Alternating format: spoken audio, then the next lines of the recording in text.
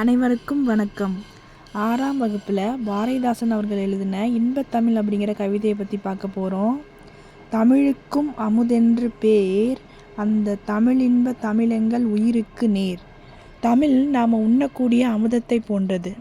அமுதம் உடலை எப்படி காக்குமோ அது மாதிரி தான் தமிழ் எங்களது உயிரையும் காப்பாற்றும். அதாவது உயிருக்கு சமமானது. தமிழுக்கு நிலவென்று பேர், இன்ப தமிழெங்கள் சமூகத்தின் விளைவுக்கு நீர். இருளை போக்கி ஒளி தரும் நிலவை போன்றது தமிழ்.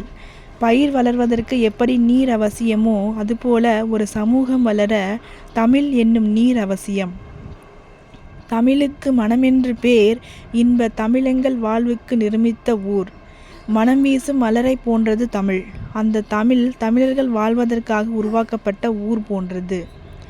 தமிழெங்கள் இளமைக்கு பால், இன்ப தமிழ் நல்ல புகழ்மிக்க புலவர்க்கு வேல். குழந்தைகளுக்கு பால் எப்படி வலிமை தருகிறதோ அதுபோல தமிழ் எங்கள் இளமைக்கு ஊட்டம் தரும் பால். புகழ்மிக்க புலவர்களுக்கு கூர்மையான வேல் போன்ற கருவியாகும். தமிழெங்கள் உயர்வுக்கு வான், இன்ப தமிழெங்கள் அசதிக்கு சுடர் தந்த தேன். வானம் எந்த அளவு உயர்ந்ததோ அந்த உயரத்தை எட்ட துணை நிற்பது தமிழ். நாம் சோர்வாய் இருக்கும்போது புத்துணர்ச்சி தரும் இனிய தேன் போன்றது தமிழ்.